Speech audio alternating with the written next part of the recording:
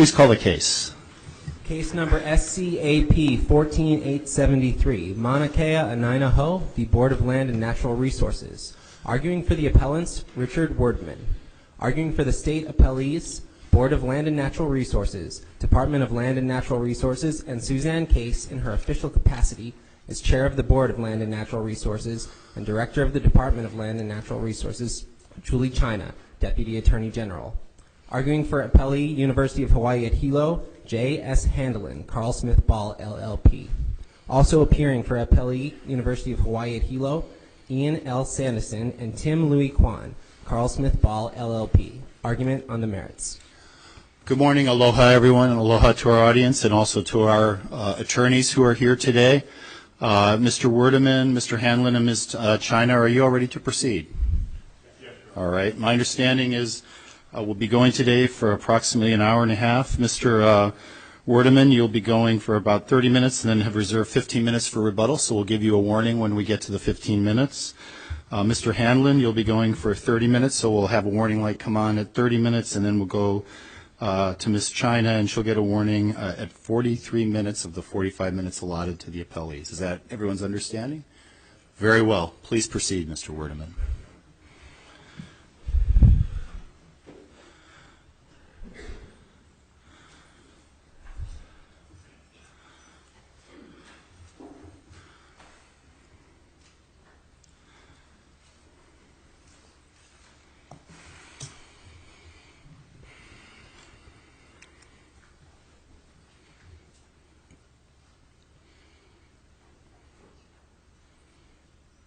May it please the court. Mr. Chief Justice, Justices of the Supreme Court, I would like to briefly start today's arguments just describing the important and tremendous significance of Mauna Kea to the Hawaiian people. Mauna Kea is more than a mountain, it is the embodiment of the Hawaiian people. Mauna Kea Kuahiwi Uhaoi Ka Malie. Mauna Kea is an astonishing mountain that stands in the calm. Merikavana Pukui, 1983. It's an old saying that expresses the sentiment among the Hawaiian people that Mauna Kea is a source of awe and inspiration. This is, as the court is well aware, one of the most significant and important cultural sites in Hawaii. It is the source of the genealogical story of the Hawaiian people, of Papa and Makea, the creation story. This is the source, this is the piko, this is the beginning for Hawaiian people, for Hawaiian society, for Hawaiian culture. This is the source. And that's, in that light, I'd like to proceed with today's arguments. Unfortunately, given that tremendous significance and cultural aspects with respect to Mauna Kea, Mauna Kea has really become an absolute mess. It's there's been significant adverse impact that's been found. We have what is essentially an industrial center up on top of the conservation district on the summit of Mauna Kea. And this has been going on for many years. It has been the source of scathing audits by the state auditors.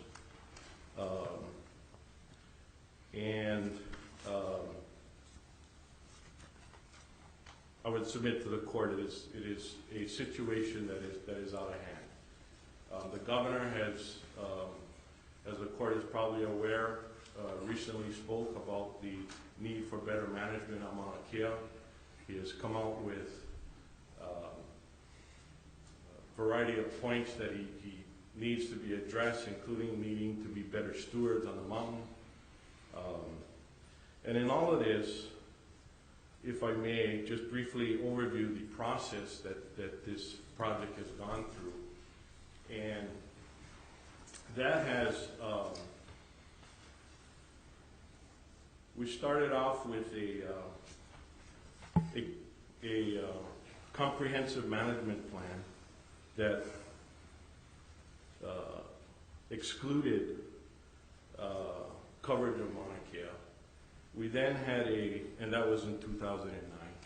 We then had a application for the Conservation District use permit by the University of Hawaii, who interestingly had been carrying the ball for the 30-meter telescope nonprofit corporation throughout these proceedings for whatever reason.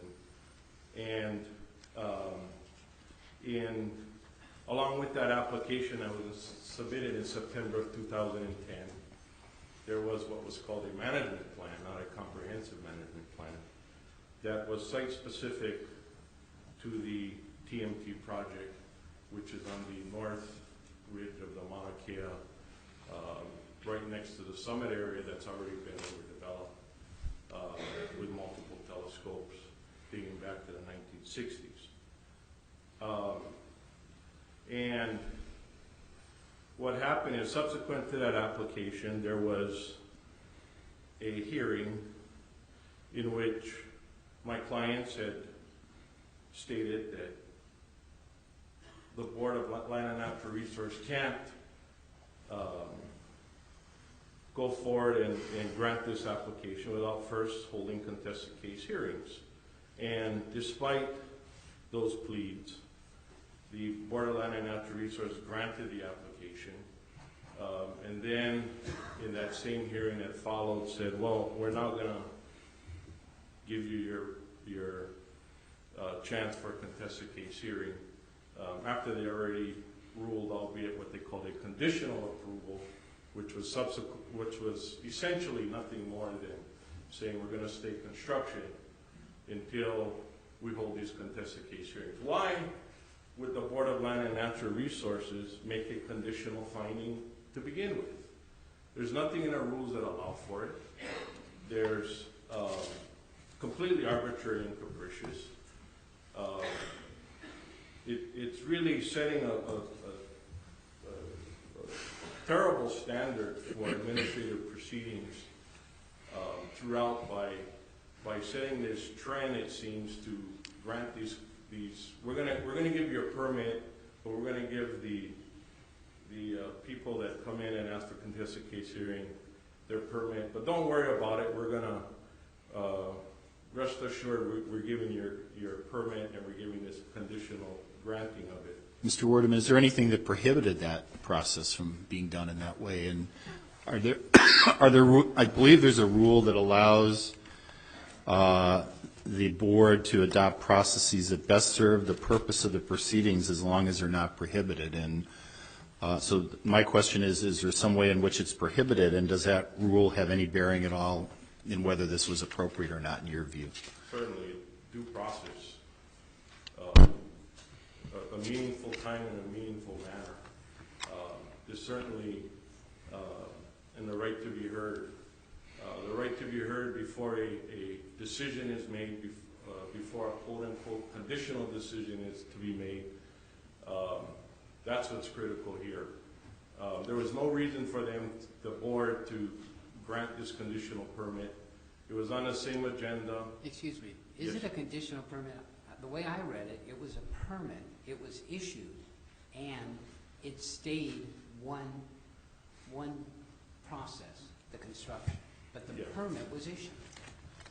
It's not a conditional permit. It's a permit which has a condition, but that doesn't make it conditional. Well, that's what it was called, Your Honor, by the board. But does the permit say it's conditional? Does it say anything in this that says this is a conditional permit? And they stayed construction, and certainly they did predispose and predetermine the whole issues before the rights, duties, and privileges of the petitioners were determined. And that's wrong. That's repugnant to due process. That's repugnant to the whole idea of the right to be heard in a meaningful time, at a meaningful time, and in a meaningful manner. Mr. Wordman, I'm sorry to interrupt you, but I did want to ask you about that point. You were talking about the right to due process, the right to be heard in a meaningful manner.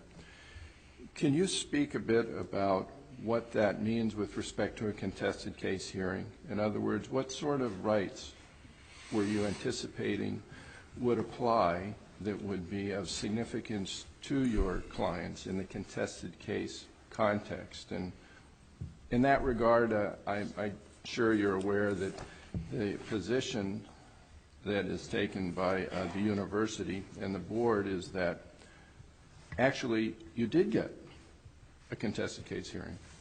So can you speak to why, from the point of view of your clients, the due process that they're seeking would suggest that they should be entitled to another contested case hearing? I would submit, Your Honor, that again, that the whole idea of due process is to be heard before decisions are made. And to determine the rights, the rights, duties, and privileges were already determined by the Board of Land and Natural Resources even before the contested case hearings were held. The hearings officer was certainly aware of that. There's certainly at a minimum a appearance of improprieties in all of that. And I'm just respectfully submitting that the court set this whole process straight, that if there's a contested case hearing that's going to be held, if the parties have a right to that contested case hearing, that that contested case hearing be held before any decisions are made by the board. Because the whole purpose of the contested case hearing, again, is to determine first the rights, duties, and privileges of the parties.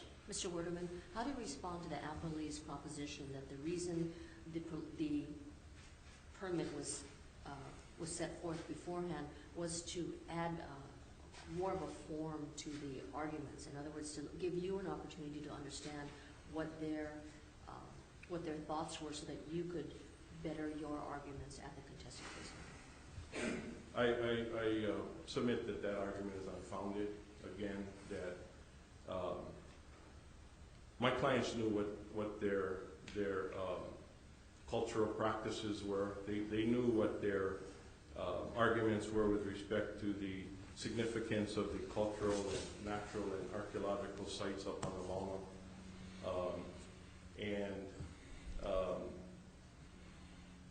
That is, Justice Wilson, again in answer to your question, those are the things that we're being deprived of in this predetermination of the issues in this case by the board. But I think that the subsequent, I'm sorry. No, the thing I was going to ask Mr. Werdeman is the process improved or at least a legitimate interest served by having the permit and the conditions of the permit there for the parties to then be able to respond to at the contested case hearing? There are numerous conditions in the permit. Some of them are very specific. And would that give the parties the opportunity to criticize, conditions 17, 18, 23, 24, inadequate for the following reasons, they need to be amended, as opposed to just generally responding to the notion that this telescope was going to be built, have actually the permit conditions there to be able to respond to in detail at the contested case hearing? Is that a legitimate interest that you think it was served by this process, or would you disagree with that proposition? I would certainly disagree with that. The application was there for everyone's review. The board didn't have and shouldn't have made it a predetermination of the issue on it. So that would certainly answer the questions presented by you, Mr. Chief Justice, that that this should have gone forward with the contested case hearing, that the board obviously was well aware of that they were going to grant at that hearing. Again, the issues were predetermined. Is there anything in the rules that say that permits shall be approved before the contested hearing so that the issues can be better understood by the parties? Well, that's certainly. Is there anything in the rules like that? That's certainly part of my objections to all of this process. And isn't there a procedure for, if you want to support the issues, 13-129 says the party requesting it shall state explicitly the issues and that the disagreement the requester has with the application, not with the approval, with the application. And 91.9 talks about the requirement of setting forth the issues. There's nothing said that's done through a particular notice. That's not done through approving an application before the hearing. Is it? Is there any procedure in the rules that allow us? No, Your Honor, I would submit it, and even if there was, again, it would be repugnant to the due process requirements. If we were to agree with you, what would your remedy be? Wouldn't it be going back to a board to rehear the same matter again? I would submit that that is the only remedy to address the due process violations. We have a new board, certainly. This is a completely new board than the one who heard it before? As far as I'm aware, I may be mistaken, but I believe that most of the board members stepped down with the financial disclosure requirements previously that were implemented by the legislature, and a whole new board was appointed. So I think it is a brand new board. There's an opportunity to have a new hearings officer convene as well, and to vet out the issues the way it should have been done in the first place. Mr. Werdeman, you're focusing understandably on the opportunity for a contested case hearing under 13-129, but I did want to ask you to speak as to your position regarding the discussion that was in the Kila case. I think that Justice Acoba focused on it to some extent as to whether your clients have a constitutional right, a sort of due process right arising from Article 12, Section 7, as well as Article 11 of the Hawaii Constitution. What is your position as to whether the right to a contested case is grounded as well in the Constitution? I certainly agree with that, and I think it was really indisputed in this case that there was a right to contest a case hearing. It wasn't objected to in any way. The contested case hearing did proceed. I think all of those rights are certainly at issue here, Your Honor. With respect to the elements of Hawaii Administrative Rules 13.5-30, subparagraph C, these are the 8 administrative standards that are codified in the rules that must be met in order for a conservation district use permit to be granted. And again, it's undisputed that, and it was set forth in the conclusions of Law 92, that the cumulative effects of astronomical development and other uses in the summit area of Mauna Kea have previously resulted in impacts that are significant and adverse. That's already established. What the appellees seem to argue, and what the hearings officer and the board subsequently found, was that the Morimoto case, that you can consider mitigation, but the mitigation that was proposed by the university and set forth by the board and found by the board was not the kind of mitigation that was present in Morimoto. It didn't address the issues of how do we deal with the impact of building a highway through a palila bird habitat. And in that case, what they did was, the mitigation was they set forth 10,000 acres of reforest to better allow for the Palila bird survival. What they did in this case is they came up with, because we would submit there's nothing really that could be mitigated because it's already overdeveloped up on Mauna Kea. But what University of Hawaii did as far as so-called mitigation is that they came up with community benefit packages, workforce, projects, some scholarship funds for the community, nothing that dealt with the impact itself in the conservation district. And that's... Could I interrupt you? If I could ask you about this issue of impact that you've just addressed and the idea of a mitigation that would address the impact, so to speak. You've mentioned that there's a determination that's an official determination at this point that there really isn't a substantial adverse impact, correct? Yeah, that's at this point. Yes. That idea that there's no substantial adverse impact seems to be based on this approach which you've described as sort of incremental degradation, that the mountain, albeit a significant cultural resource at some point, has been degraded significantly to the point that now it's, with the addition of the telescope, not true to say that there is a substantial adverse impact on the culture, correct?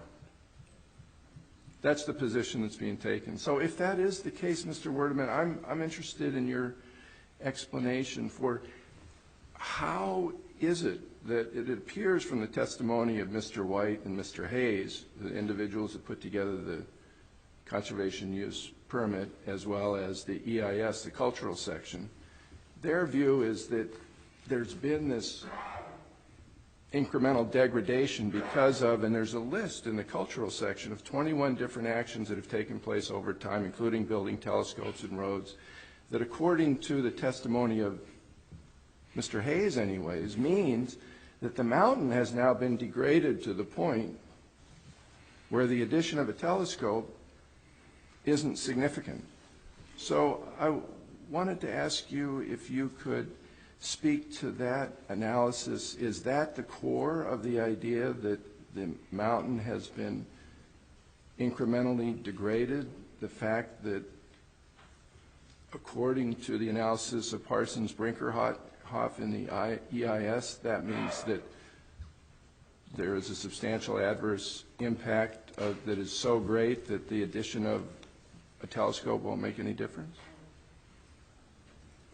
Certainly, I mean, what the university is proposing or is arguing in all of this is really that it's already a mess up there.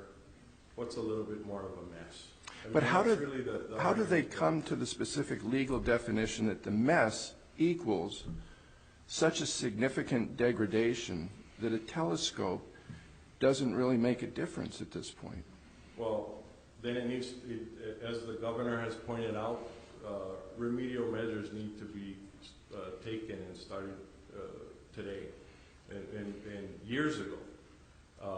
We can't incrementally, I'm sorry. Oh, no, finish. Please finish. I'm sorry. We can't incrementally continue to build and build and build up there just because there's a finding of substantial adverse impact. This is a conservation district.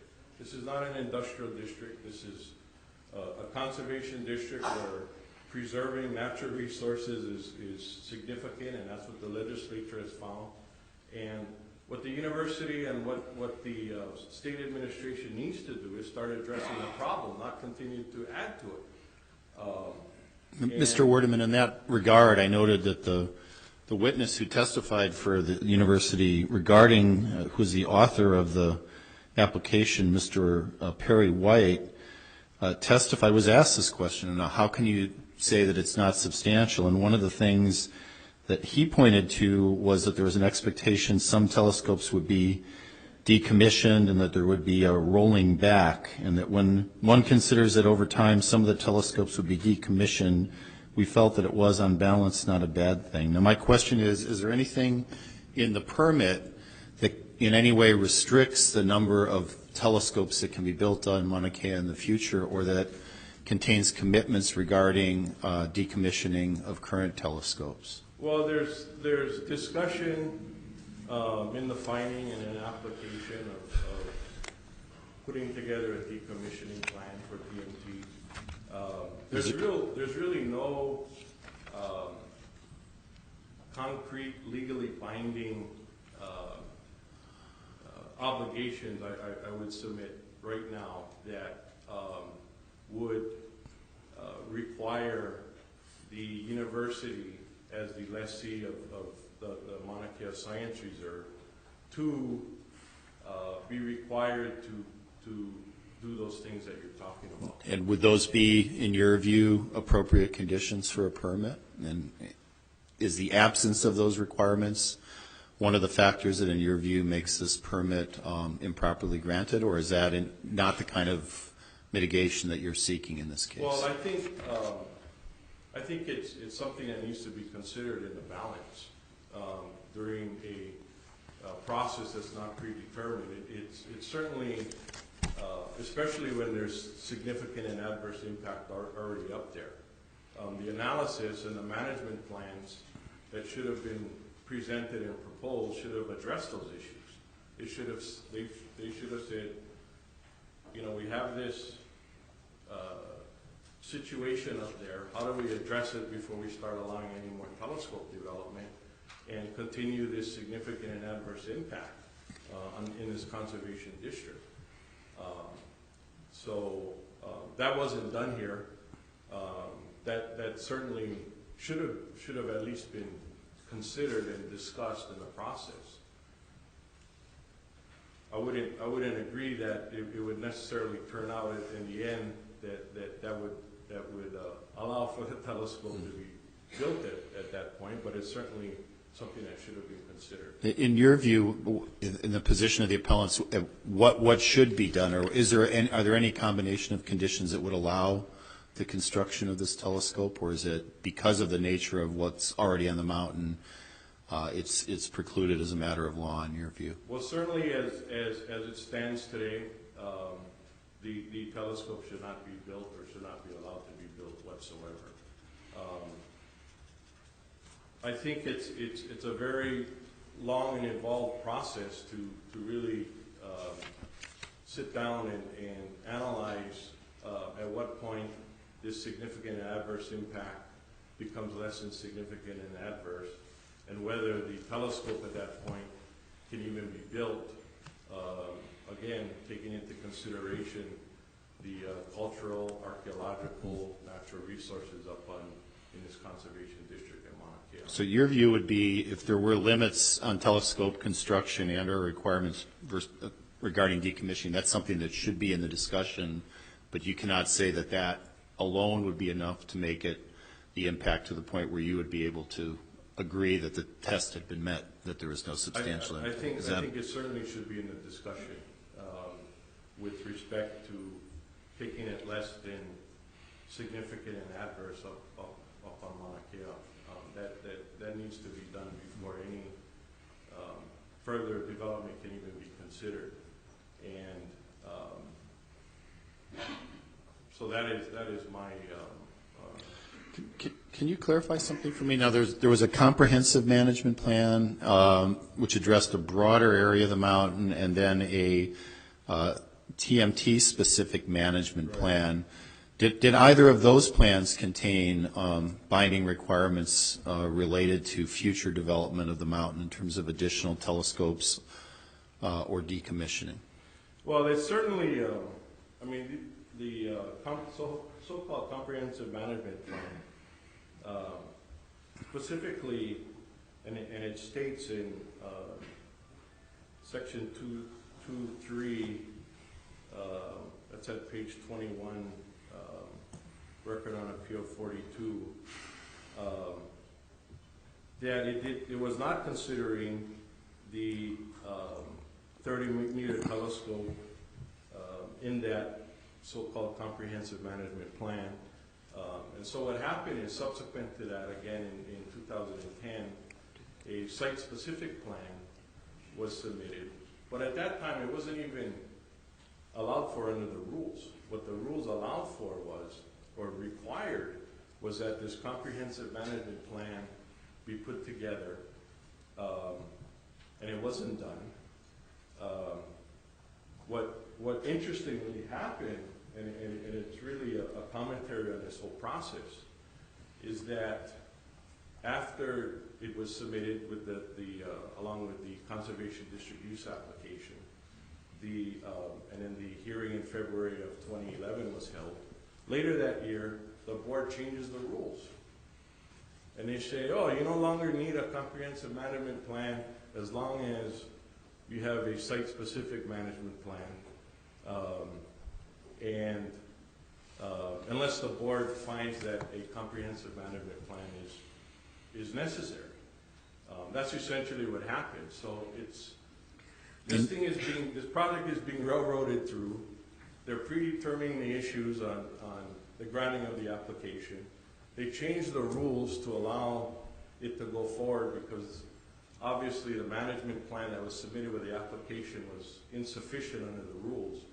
So in your view, the comprehensive management plan would not have satisfied the rules that existed at the time it was submitted because it did not address the TMT project? Is that the position of the appellants? Yes, and it should have also addressed the entire impact on the conservation district on Mauna Kea as well, and not just focused on the Mauna Kea Science Reserve. So which version of the rules should have been applied by the hearing officer and then ultimately the board when the board ruled in 2013? The 2009 version of the rules or the 2011? Because under the 2011 version, there was not a requirement. There was no finding that a comprehensive management plan was required. Right. I certainly think the pre-2011 issues. I mean, if there's going to be any meaningful review of the conservation district of Mauna Kea, especially with a significant and adverse impact. I mean, let's have a comprehensive management plan that does what it's supposed to do. Because otherwise we just have all this paper with a bunch of empty promises. And these management plans really don't mean a thing. There's no, again, concrete requirements on decommissioning that are of any note. And, you know, it really, it's really appalling that the rules were changed the way they were just to get this project moving through and to let them proceed with a management plan that didn't really do what it was supposed to do. Mr. Werdeman, there are other administrative procedures throughout the state in both the city and the state level whereby a hearings officer can initially hear a matter and then also sit on the panel that reviews it. How is, and we have said that that's okay absent actual prejudice or actual bias. How is that different in this case? With a hearings officer who makes a ruling and then sits on the panel that hears it on appeal. The hearings officer wasn't. I'm referring to like Cecil, v. City and County. But in this case, the hearings officer wasn't on the board. I'm not. Well, I guess what I'm saying is, although there's a preliminary decision, then the appeal officer isn't this the same board that did the preliminary? That was a hearings officer. Yes, there was a board that convened. They made a determination on the conservation district permit, use permit. It was then referred to a hearings officer who conducted the contested case hearing, and then subsequently the board adopted the findings and conclusions of the hearings officer. Was it the same board that heard the preliminary, what they call the preliminary permit, as the one that heard the contested case hearing? I'm not sure if all of the board members were the same on the first one. That that were present at the time of the confirmation, for lack of a better term. But it was certainly the process that was followed. Well, I guess the parallel is, why would it be okay for a hearings officer to make an initial determination and then sit on the board, and it not be okay for a board to make the initial determination and then reconsider it also? Well, I think what's it's more than a predetermination. I mean, it's more than what's being presented by Your Honor. This is an approval of the permit that allows them to go forward with the construction of the telescope before we even got started. But it didn't, in this case, it didn't allow that though, right? I thought that what was approved specifically precluded construction from beginning. Right. I mean, that was the only so-called condition that was placed, that hey, you have to wait until the contested case hearings are held before you can move forward, and that's when this subsequent confirmation was held. Well, the federal courts have cases, I think there's a case called Withrow that we cited in some of our cases that talks about a medical board that had made a determination there was enough evidence to proceed against a physician with regard to his license, and then that same board adjudicated the case, and that was thought not to be violated of due process, even though one group or the board had made a preliminary determination and then came back and made a final determination. That and other cases cited by the university, they argue that those cases have found that's not a violation of due process. What's your response to that argument? It certainly is. This isn't a preliminary kind of probable cause determination. This is a granting of the application right from the get-go. I think the fact that they stayed construction, the arguments that the appellees are making is that that's not a final decision order for,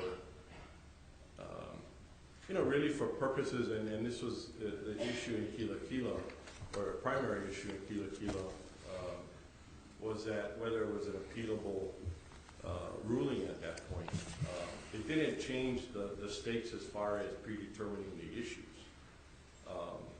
The stay on the construction, that didn't change in any way their predetermination and predisposition of the issues. And finally, I guess I'm out of time. I'll save the rest for rebuttal. If you want. Yeah. Okay. Okay, we'll hear from the appellees, and then we'll hear back from you in rebuttal, Mr. Werdeman. Thank you. Very well.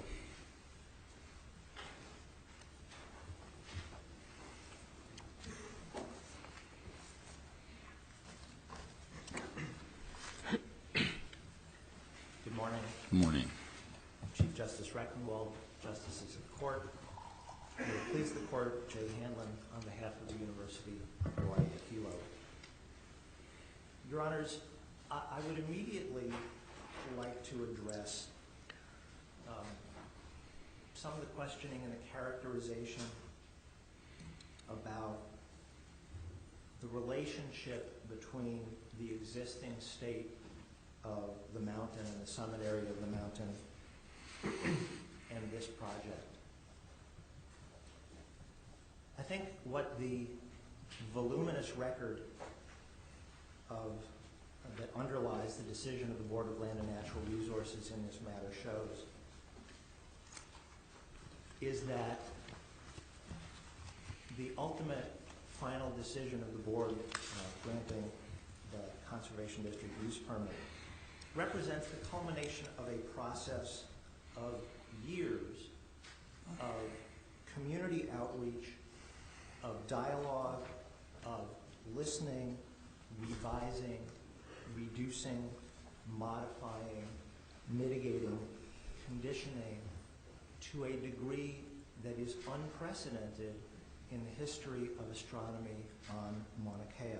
Mr. Hammond, except for the stay on the construction, how is this not kila all over again? Well, Your Honor, I think that certainly this court's kila decision, I think, turned on the fact, or turned largely on the fact that as the court read the record, that construction was permitted to go forward there, and here it is not. I think there's a fundamental issue. There's a practical consideration here for agencies to function in an orderly manner, and that is that sometimes the reality is, I think the court can take judicial notice, sometimes agencies deny permit applications. Until an agency votes on an application, it is not known whether the permit is going to be granted or not, and certainly it is not known if the agency may condition a permit going forward on what. So indeed, if in every instance where somebody makes a request for a contested case before the agency has voted on an application, then you have to stop everything, hold the contested case, and the agency could be waving their hands and saying, we're going to deny that one. You don't have to go bother with a contested case. Or we may, yes, sir. Thank you, Mr. Hanlon, for pointing that out, because it does seem that the gist of the argument from the point of view of the university is that this process of having a decision ahead of time before the contested case is useful. It's useful because it saves time for, I guess, the agency, but I don't think that's the primary focus that you're talking about. Mostly, you're saying it aids the parties. It gives them the benefit of knowing what the agency is going to do ahead of time. Correct? That's your point. Correct. And when you consider a case such as this, where you have 85 witnesses testify, many of them are saying we want a contested case hearing. It's a regular theme that goes all the way through from December of 2011 all the way up to the next year, the 25th, when you're having a hearing. It doesn't, in this case, necessarily serve the interests of the community, I guess, right? Because you have an idea that they've thought it through. And if you consider what they give up, a contested case hearing means that you have an opportunity as the participant requesting the hearing for testimony that's under oath. You can cross-examine, and you get an opportunity to therefore focus on the evidence in front of the decision maker, hopefully causing them to make a decision in your favor. You forfeit that opportunity if the decision is made ahead of time, right? So your interest that you're describing on behalf of the public, in that you give them the benefit of knowing what the decision is going to be so they can decide whether to have a contested case or not, do you really think that that outweighs the interests of a member of the public of getting those extra due process protections and being able to present the evidence before a board that hasn't made a decision yet? Well, respectfully, Your Honor, I don't think that there is any additional due process protection. I think due process, process that was due and above and beyond was afforded here.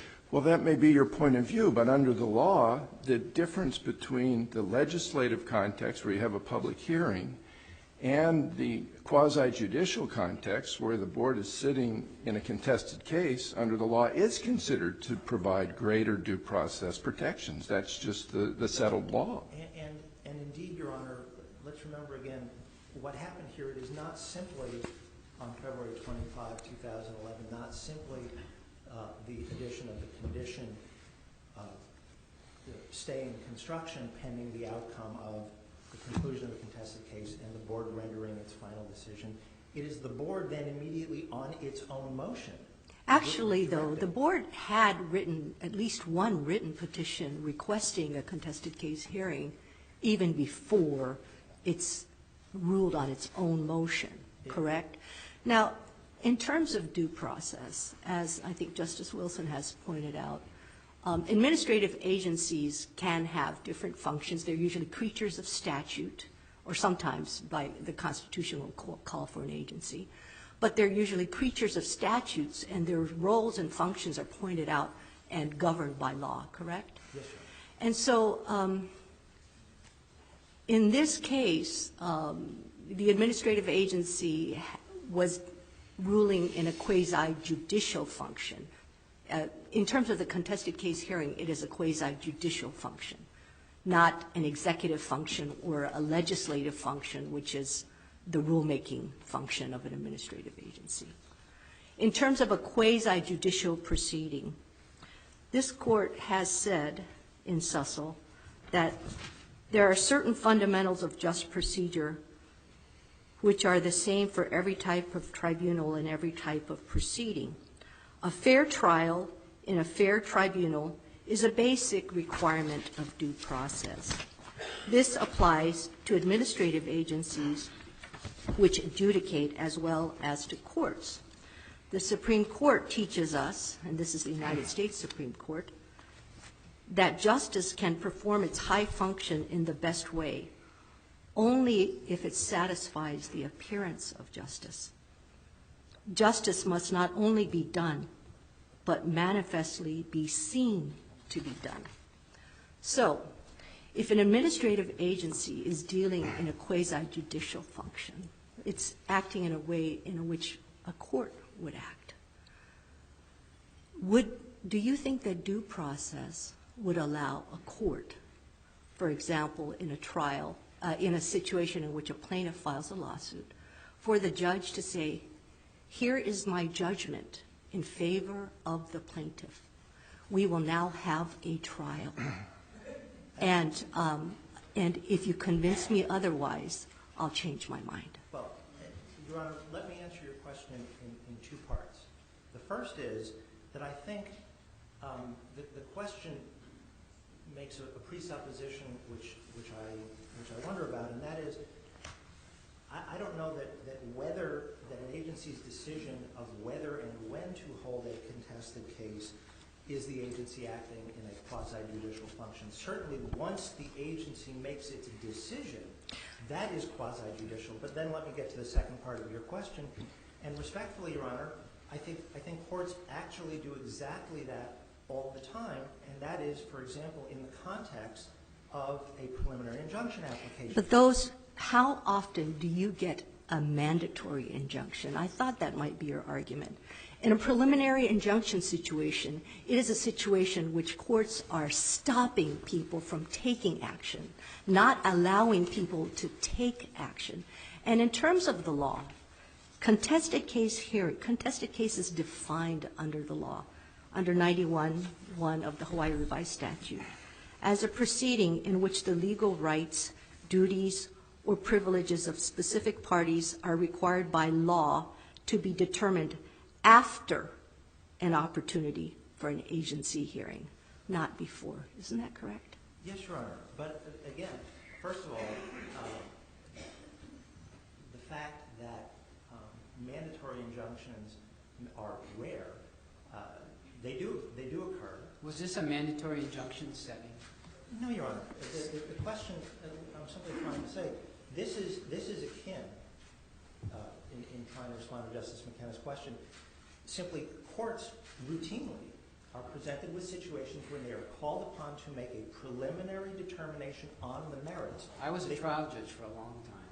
I don't recall ever making a decision where I decided the case before the trial. No, Your Honor.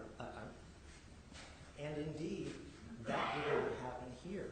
Well, I think it did. Well, at least the argument can be made. The permit was issued.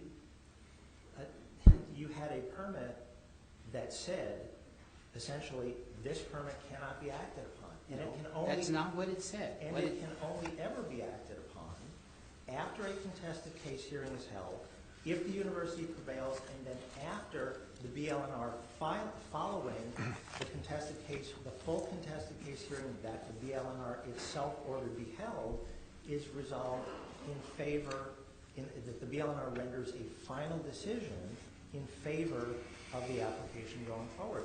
So the permit... The permit actually approved the TMT management plan, did it not? It did.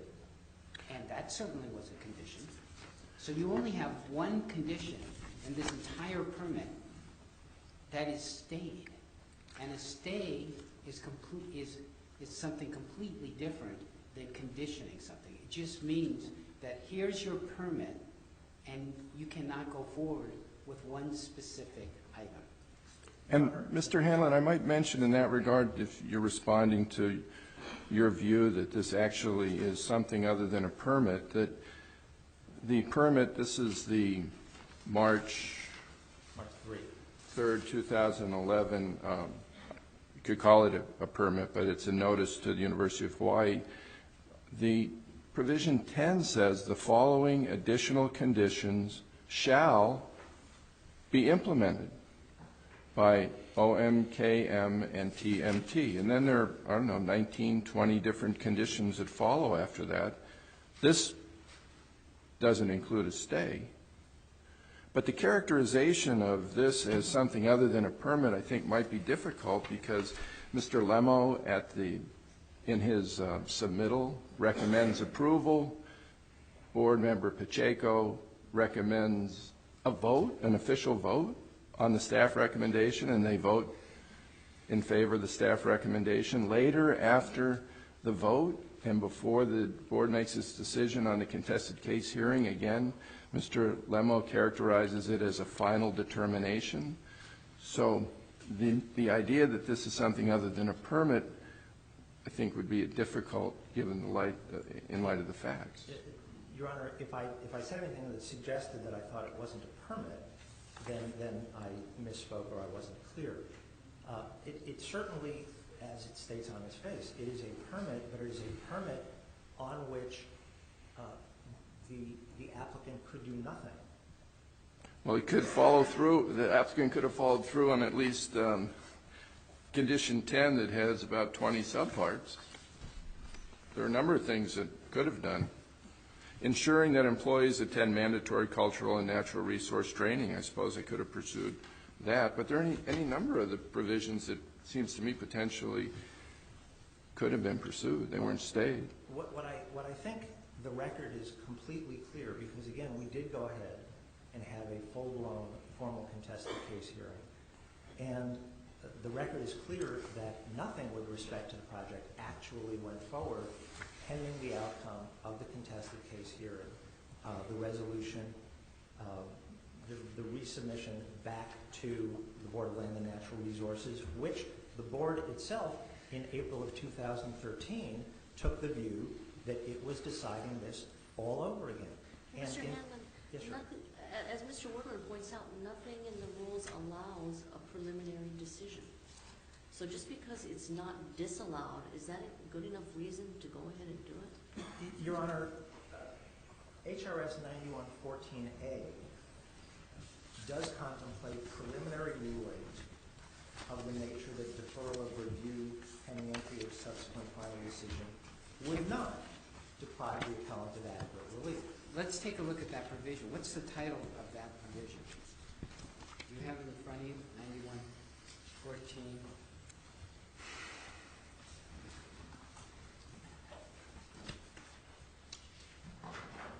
Yes, Your Honor, it says judicial review of contested cases. And if we read the sentence, it says A, any person aggrieved by a final decision in order in a contested case. So that the caption is judicial review of contested cases. In other words, it applies to contested cases. And in the Pash case, it specifically interpreted that provision. And what it said in that case is in the necessary inquiry, therefore, is whether Pash has met the requirements of 91-14. First, the proceeding that resulted in the unfavorable action must have been a contested case hearing. It's not even, the preliminary ruling doesn't even apply unless it's a contested case hearing. And there's another case that comes after it and explains, for example, a preliminary ruling in a contested case hearing would be a situation, this is from an HGA case, where the parties sought intervention in a contested case, and that was a preliminary ruling. So the preliminary ruling that you're trying to rely upon applies only to a contested case hearing. And what you're trying to say is that the approval of the plan, approval of the permit, was a preliminary ruling. There was no contested hearing at that time. Your Honor, if I could refer back to the actual words of 9114A, it says, A, any person aggrieved by a final decision and order in a contested case or by a preliminary ruling of the nature, it does not then follow in parallel and say a preliminary ruling in a contested case. So I'm reading from you from Passion. There's another case which interprets the provision and the title of the section. So what they're referring to is preliminary rulings in a contested case. I understand, Your Honor. I just think that the precise language of the statute here suggests that preliminary rulings with respect to contested case. Well, assuming the statute in some sense recognizes there can be such a thing as a preliminary ruling, do these regulations, to follow up on Justice Nakayama's questions, provide sufficient specificity to authorize the process that was followed here? Do they provide any guidance for the exercise of discretion? Do they provide fair notice to parties when they come into a proceeding like this as to what the rules are going to be in terms of what's going to happen if they do ask for a contested case hearing, or is that a matter of unfettered discretion for the agency? And should there be explicit authorization, and is it there? You know, Your Honor, one can always hypothesize a situation where a rule provides greater detail, greater specificity, and it's particularly easier to do that with the benefit of hindsight. I think if we look at what actually happened here, I think everybody knew precisely what the rules were, what the situation was. And in fact, when you say everybody, as I recall at that specific meeting, they were told by at least 3 individuals, and there was also a letter from the Sierra Club saying, look, you guys can't do this. And Your Honor, when the petitioners went ahead and they filed their written requests for contested case hearing, they specifically included in their petitions, they said, we think that issue, the sequencing issue, was done wrong, and we think that is an issue that should be and can be addressed in the contested case proceeding. The petitions say that. So they But there was a request. There was one of the parties had already requested in writing had filed a petition for a contested case hearing before the February 25th ruling. Let me ask you this. In terms, how do you,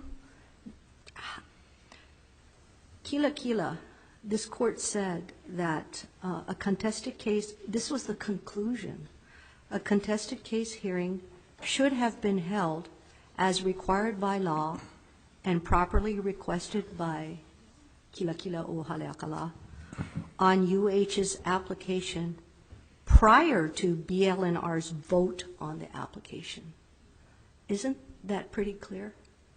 Your Honor, I think if we only read that sentence out of the decision, then which is what the appellants here choose to do, but I think that, respectfully, I think that disregards the entire context of the decision, which focuses on whether or not the vote that was taken in that case was final agency action, and the court's consideration that in that case it was final agency action because it had allowed construction to go forward. So, and the context of that case was that the contested case hearing request had been denied and the permit had been granted. Actually, no, Your Honor. The requests for contested case were not acted upon until 2 months afterwards. Right, and the permit issued. And after the vote was taken and the permit issued, right. The contested case requests hadn't been decided yet. The petitioners in that matter immediately ran to court, filed an appeal. The appeal was dismissed, and they were told you can't be in court because you don't have any right to be, and that was the issue that was decided in Kila Kila. It totally doesn't exist here. I noticed in Kila Kila it appears that a new permit actually issued after the contested case hearing. Yes. In this case, did a new permit issue? Yes, Your Honor. It did? Yes, Your Honor. Does it have a different number? No, and I believe that and Ms. Chena may be able to speak better to this than I, but I believe that in Kila Kila, the new permit that issued carried the same file number, but I think that the final, the agency's final action in April 2013 here characterizes it as a new permit.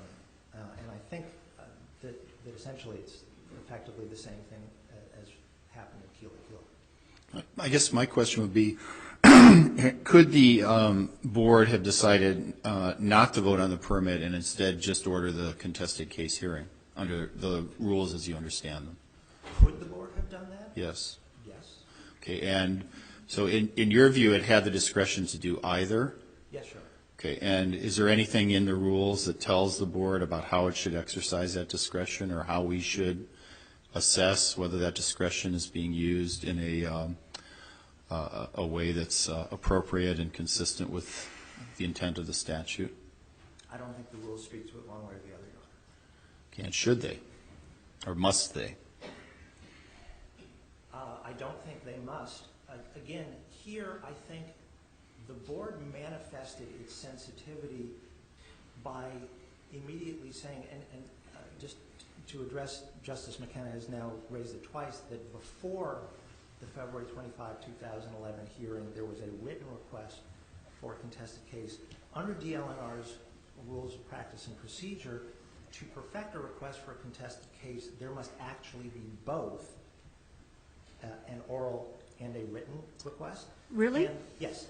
And again, Ms. Chena, I think, is better positioned to speak to that than I, but that's my understanding. And with respect, that was the Flores, I think Mr. Flores's or the FLORES-CASE OHANA's written request for contested case. Actually, it can be an oral or written made before the close of the meeting, and then after the meeting there has to be a written request. Well, so the sequencing, the fact that beforehand a request is made, it is not perfected until subsequent to the meeting there is a written request. So the fact that the request was made prior to the hearing alone does not perfect the request for a contested case under the DLNR's rules.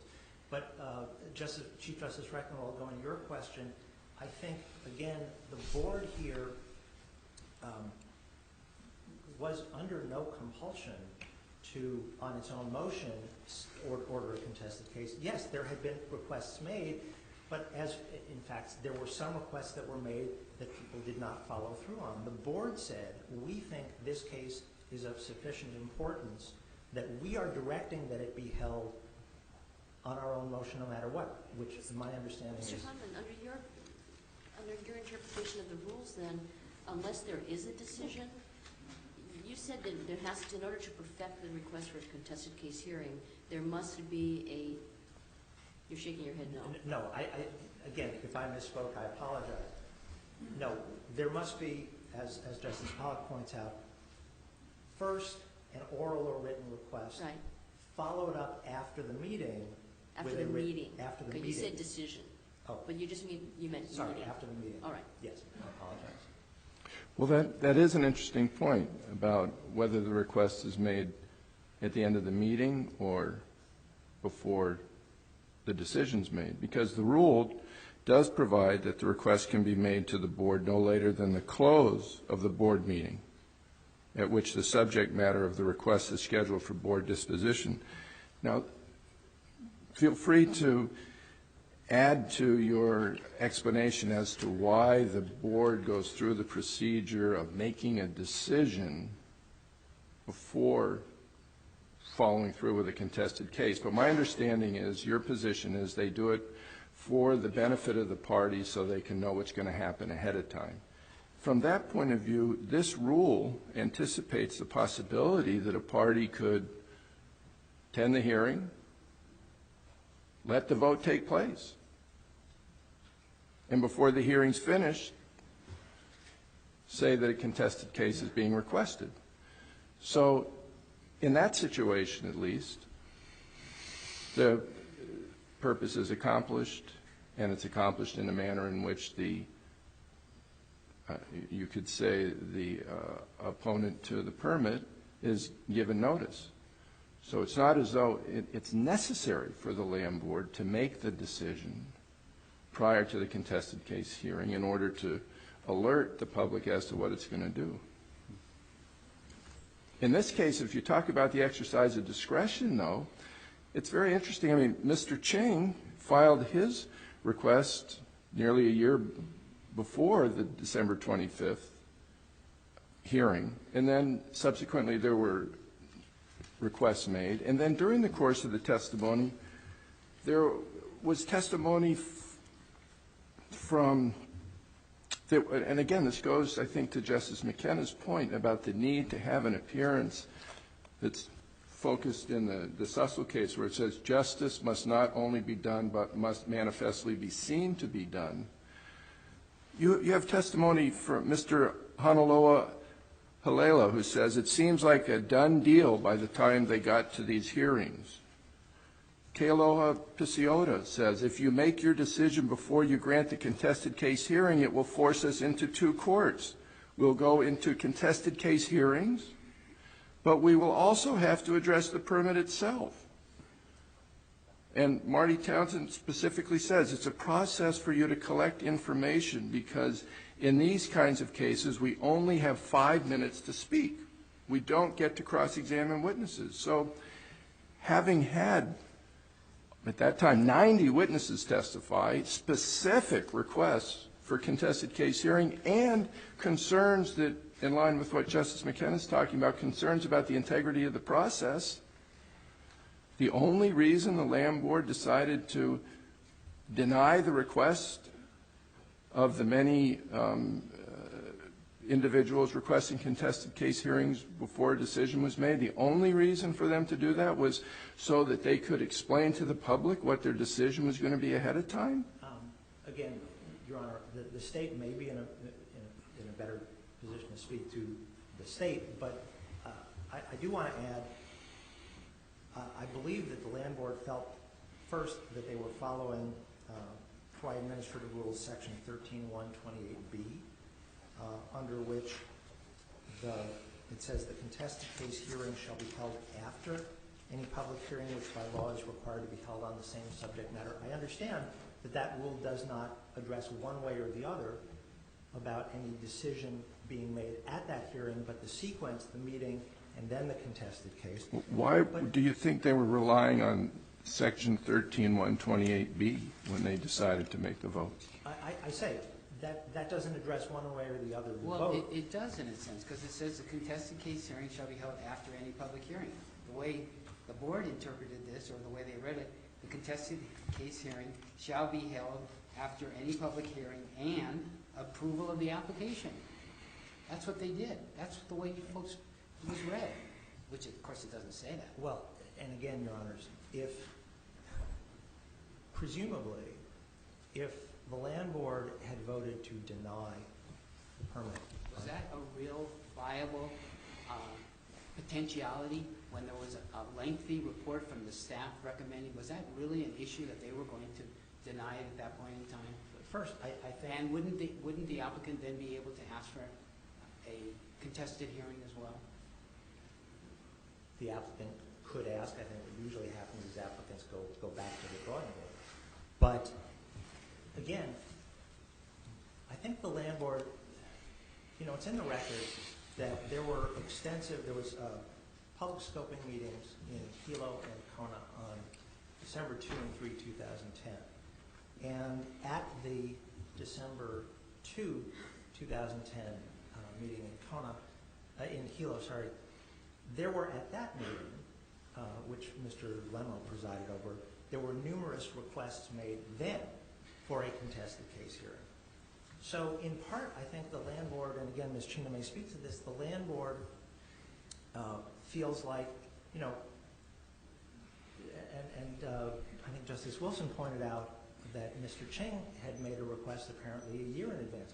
At what point do you stop and say, well, do we have the contested case a year before, in December, in February?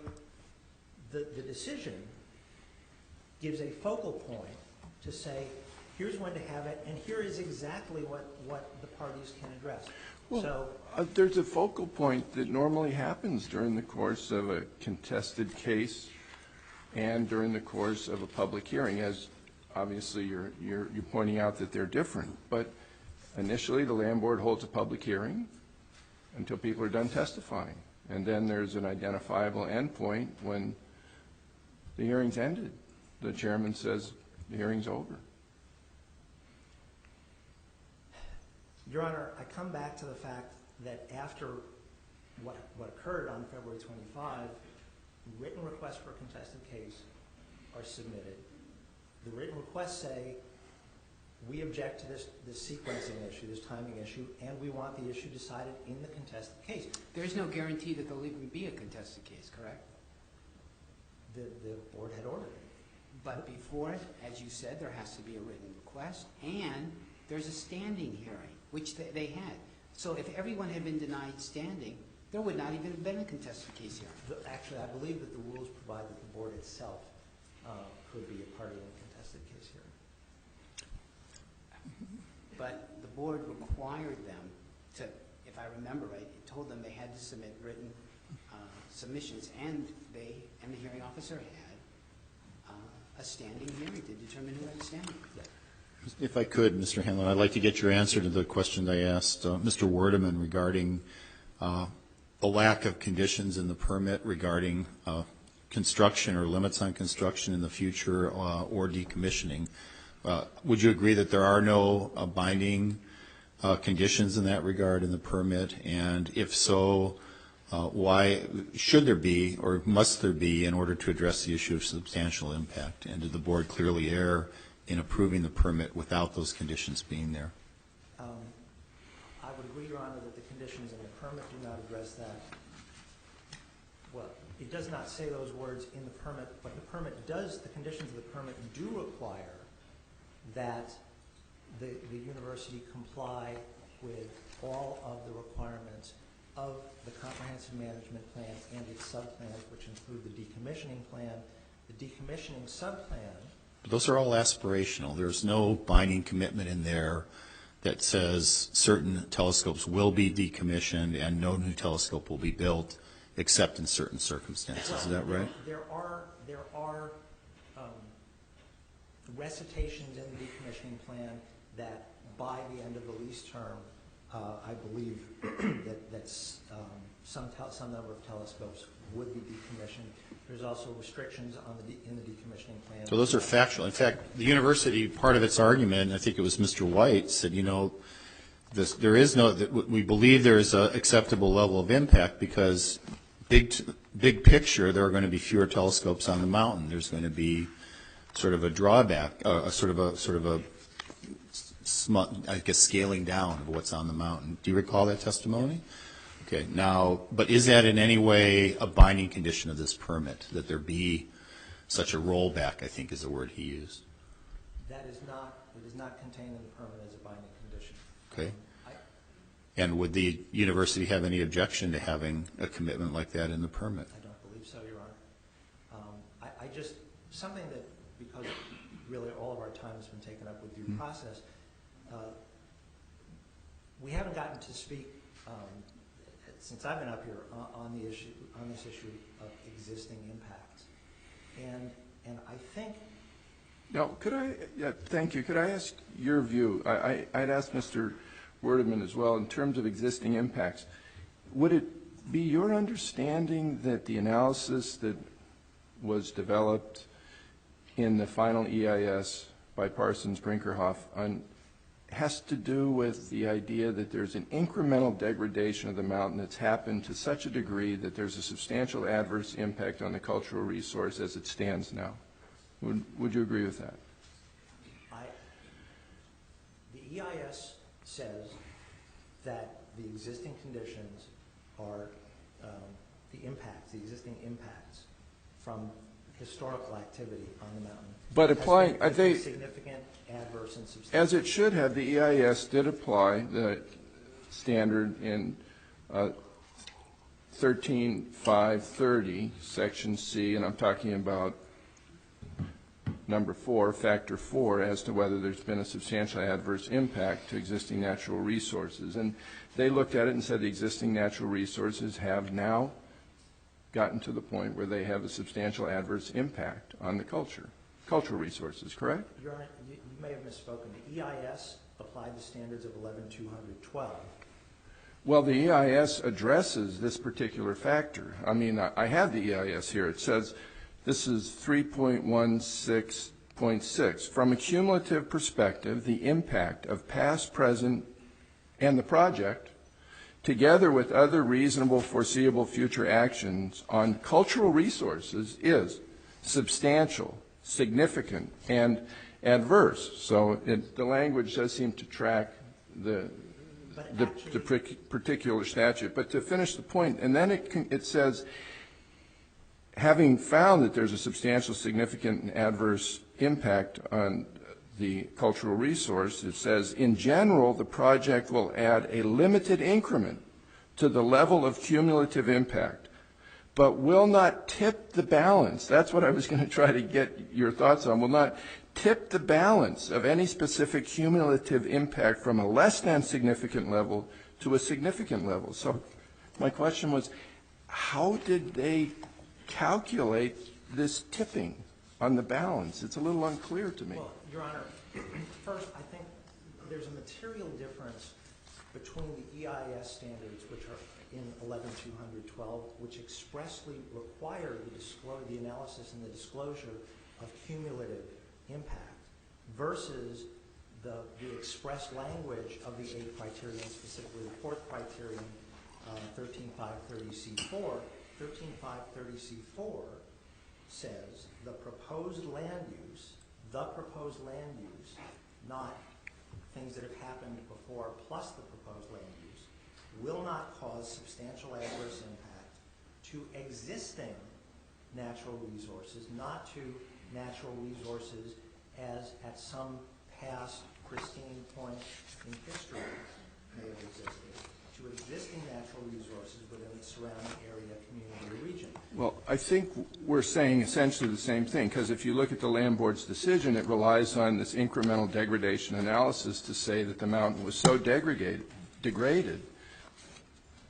that it already had a substantial adverse cultural impact at the time that the telescope was going to be built. That was the finding, the conclusion of law of the board. I think, Your Honor, that the board... And then they found, like the analysis in the final EIS, that the telescope doesn't make that much difference. It might mean that there's an incremental increase in the adverse impact, but it's not so significant that it could be considered by itself substantial.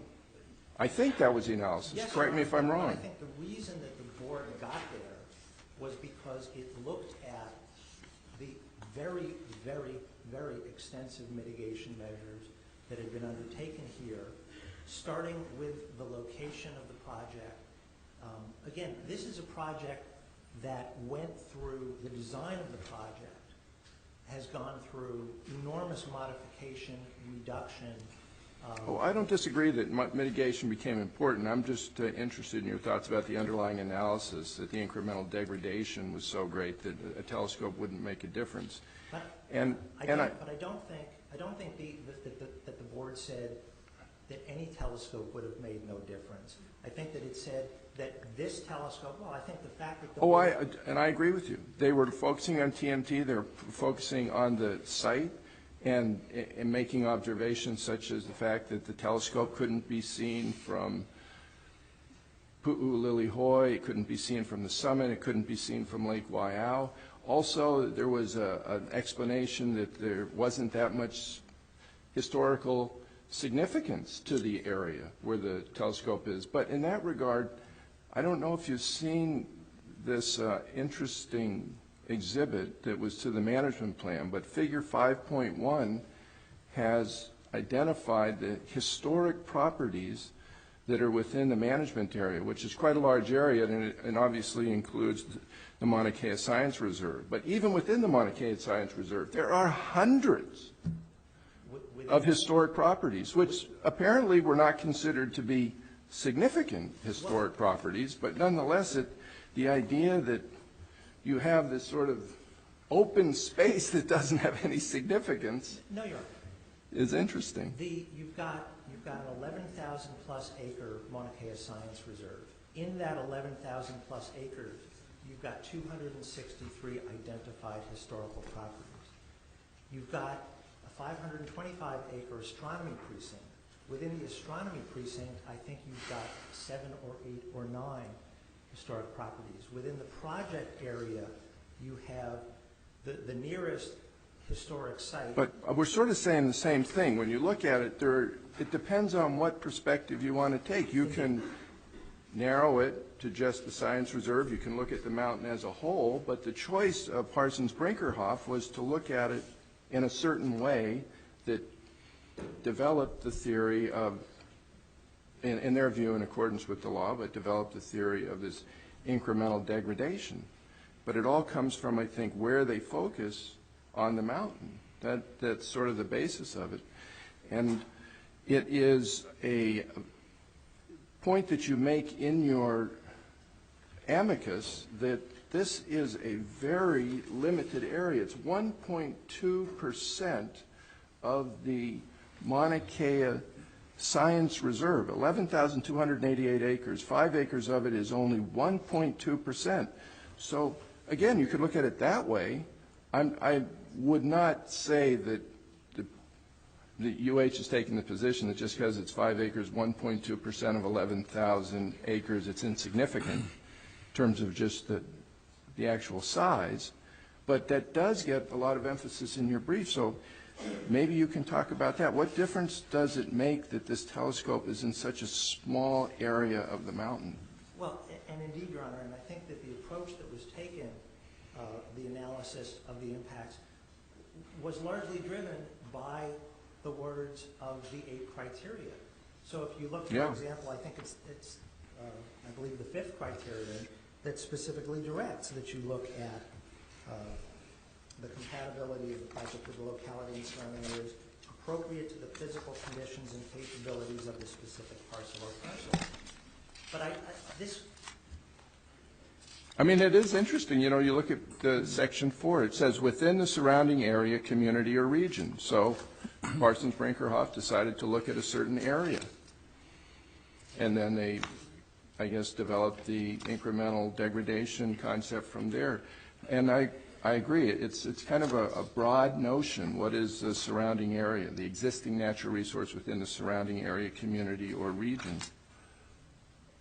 Your Honor, in my view, properly read, I think the board's very long, very detailed, fairly comprehensive decision addresses things on a micro, on a wider, and on a macro level. I think they look at the entire mountain. I think they look at, they certainly focus specifically on the project site because the rules direct them to, but I think they absolutely do look more broadly than that. For example, in assessing any impacts on cultural practices, they don't just look at the project site where there are no documented cultural practices. I think your point couldn't be better made than what actually happened when they decided to analyze the cumulative impact conclusions, because they look at the whole mountain and they have at least 20 different activities that have taken place. So that's true. But they look at the whole mountain in terms of the degradation that's taken place. I'm not sure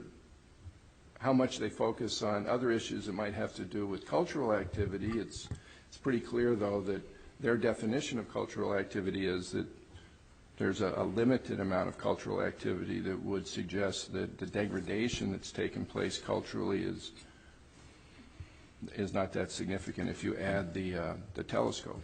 I think, just to answer that question, what I'm going to do, because we've gone quite a bit over in our question, and the court's been going for about an hour and a half now, what I'm going to do is let us take a brief recess, and when we come back, we'll have you answer that question, wrap up. If any final thoughts, then we'll hear from the state, and we'll hear from Mr. Werdeman in rebuttal. So we'll take about a 5-minute recess at this point.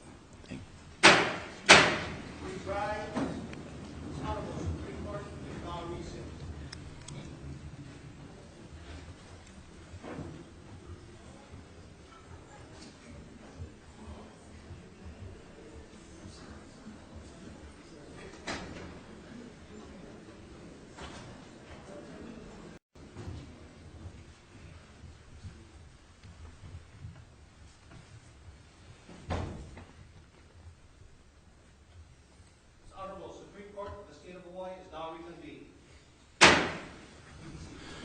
right, Mr. Hanlon, I think you were in the midst of answering a question, so you can respond to that question and then give us any brief final comments before we move to Ms. China for her argument. Thank you, Your Honor.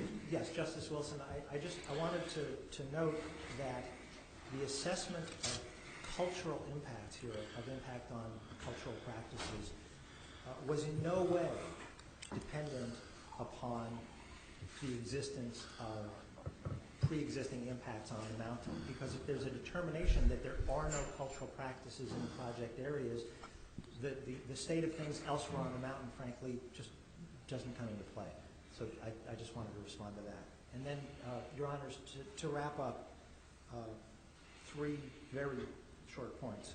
First, again, what we have here, February 25, 2011, was not final agency action.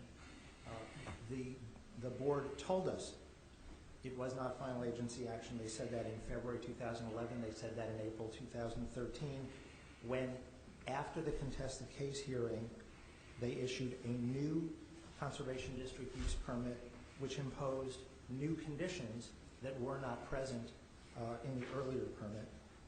And they said that that new permit was their final agency action. What were those new conditions?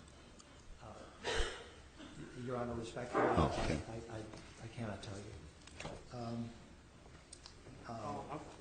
One of the new conditions, let me refer you to on the decision in order, and it's a parenthetical that was added between, because the conditions that were listed, that were set forth between the granting of the permit and the re-granting of the same permit, one of the only things that was changed was this parenthetical. I'm looking at the decision in order, and it's number 4. Do you have it in front of you? No, I don't.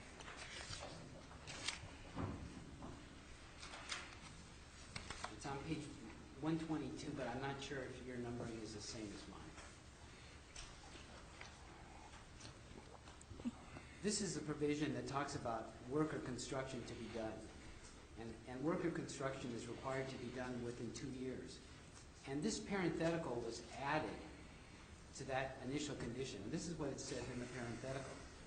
Such periods shall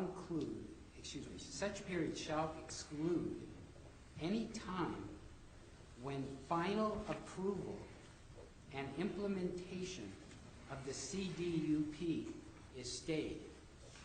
So the board's final findings reference the permit that was given 2 years earlier as a final approval and states the implementation.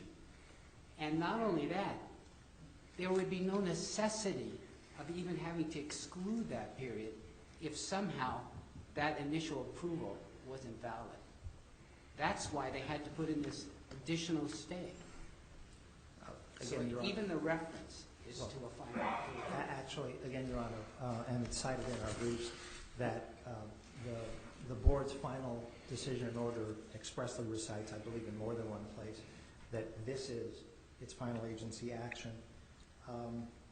What you have here is a situation of an agency, an administrative agency, applying its own administrative rules promulgated by that agency. Okay, can I just interrupt? I just want to ask that we not film in the room here, so those of you who have cell phones and the like, if you please don't use them to film. And sir, I don't know if you're filming over there, but I just ask if you would to not use your phone for that purpose. That's our rules. All right, because thank you. Yeah, I just wanted to emphasize that other than the official photographers, we don't allow filming here. So thank you very much, sir, for your explanation. Please continue. So again, Your Honor, to conclude, we don't have final agency action until April of 2013. That's under the standards recited by this court in Keela, in Blake, in Kelberg. We have an agency that needs the flexibility to interpret its own rules as to which it is charged to have the expertise rules that it has promulgated. Mr. Hanlon, I'm sorry to interrupt you. I want to ask you about your response to Justice Pollock's question about number 4 on the decision in order. Yes, Your Honor. Is your response that then the parenthetical is referring to this decision in order as the final approval? that may be stayed? Is that what your response meant?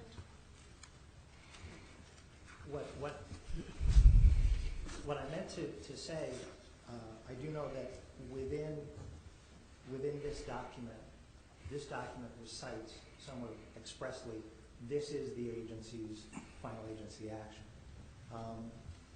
To the extent that there is there may be internal inconsistency within this document, I think the agency's express recitation that its view that what it had done in February 2011 was a preliminary ruling, and that this, in any event, was its final agency action.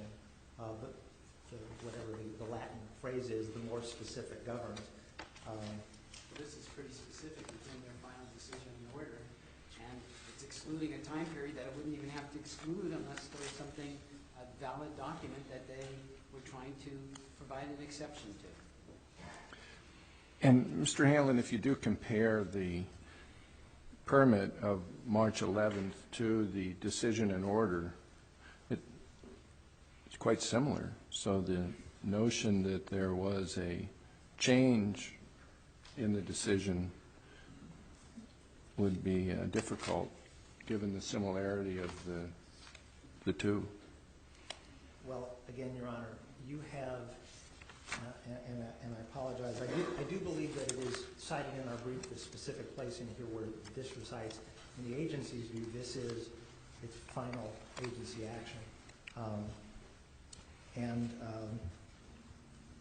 On that anticlimactic note, I will thank the court for these. Thank you.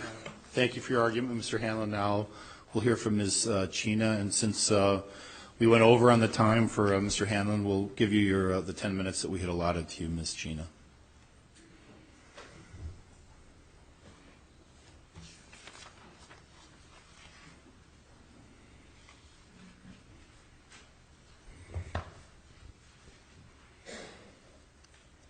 Chief Justice Rechtenwald and Justices of the Court, and may it please the Court.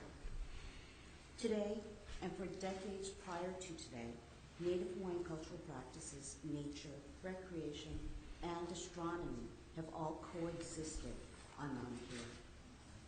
For over 7 years since its inception in 2008, the 30-meter telescope project has received the highest and indeed unprecedented level of input, scrutiny, and process.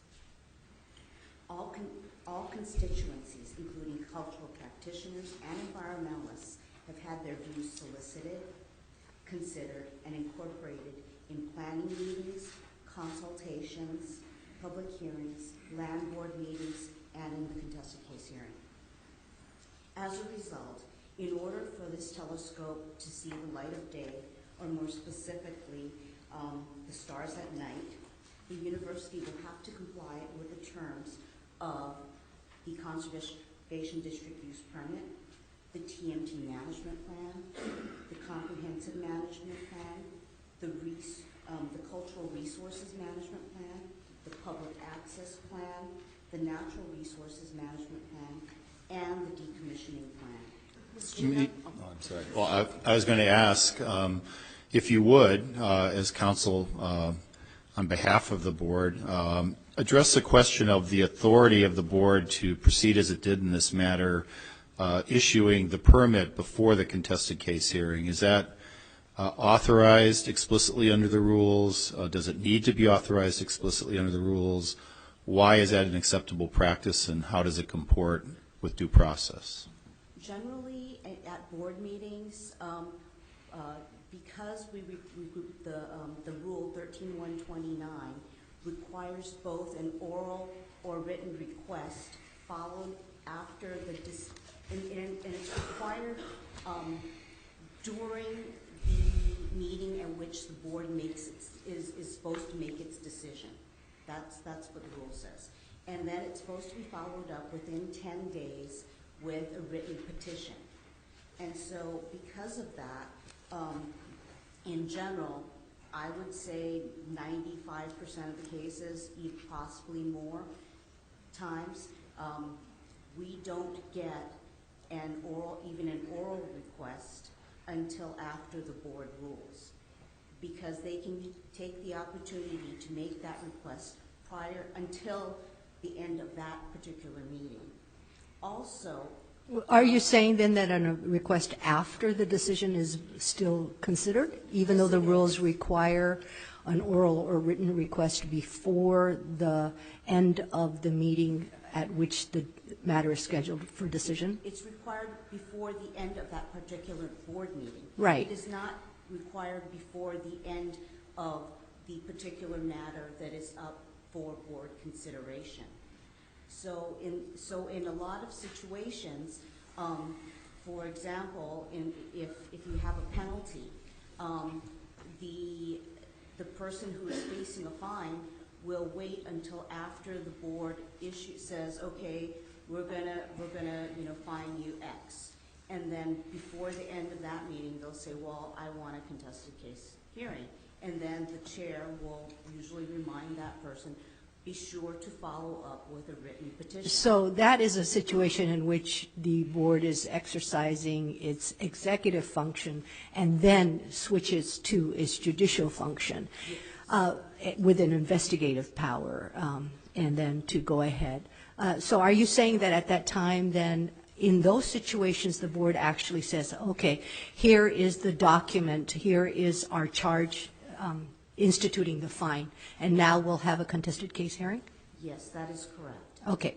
Let me ask you this. When did the board start adopting that procedure? Because I understand that until 2009, your rules said that a request for a contested case hearing had to be made by the end of the public hearings if a public hearing was required. And if a public hearing wasn't required, then the request had to be made by the end of the decision-making hearing. Okay?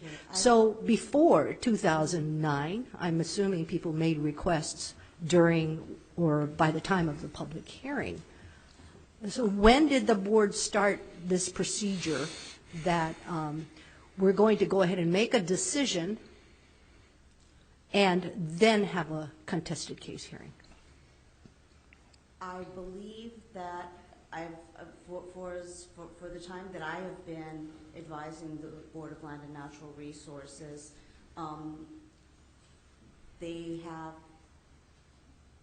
been making decisions and then also considering contested case hearings. And in instances where penalties are instituted, there has been no, effort to collect on the penalty. Well, but can I interrupt in just light on of one point? Tequila- If I could try to add to the question. Mr. Lemo, one of the administrators for the department, was asked at the hearing whether the board, about this question, and whether the board could rule on the permit. And his discussion appears to be a reference to the change in that rule, that it used to be that the request for a hearing had to be made at the time of the public hearing, but the rules have now changed, and it's not until the end of the board decision-making hearing that the request had to be made. And he argued that that change was, in essence, one of the things that authorized the board to go forward and rule. Do you agree with that argument or not? Do you know what I'm talking about, first of all? Vaguely. All right. And I believe Well, that the present rules do allow what the board did. But in light of the decision, this court's decision in Kila, the board has been tried to be even more conservative in its approach to addressing the issue of finality.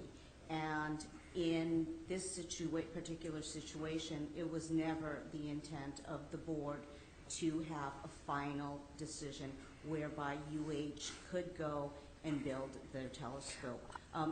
Because at the very same meeting, the board on its own said, without even considering any of the applications or requests for contested case hearing, They said, we are going to hold a contested case hearing. I'm sorry, but you're not, under our law, it was very clear that at least some of these requesters had a right to contested case hearing, right? So therefore, it's not like the board was doing something unusual.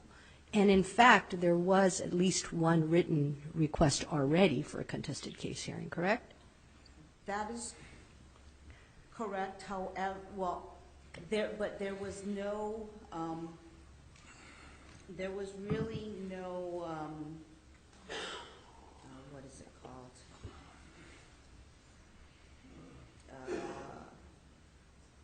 Perfected contested case hearing, I don't think, at the board meeting, because the facts You can't were- perfect it till afterwards. It takes both. No. I think if, in Kila Kila, for example, they made both oral requests and written requests early and often. So they had a bunch of oral and written requests. And at that point, under the Kila Kila case, I think the board should have just said, okay, we're gonna hold this contested case. However, in this particular case, we had Can I read some. you your own rules? Your own rules say that it has to be both oral or written, must be made no later than the close of the board meeting. And then it also says, an agency or person so requesting must also file a written petition with the board no later than 10 calendar days after the close of the board meeting. I'd like to ask you something else, and that is, let's suppose that the university had not prevailed at the contested hearing. What would you have done with the permit that had already been issued? Well, the new permit basically supplanted the old.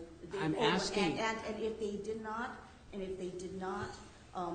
prevail at the contested case hearing, the board would have voted to deny a permit. But the permit was granted. There was one condition stayed, and again, I'm reading from one of your rules. It says, revocation of permits. In any case where a permittee has failed to comply with any of the conditions contained in a permit, the board may direct the chairperson to revoke the permit.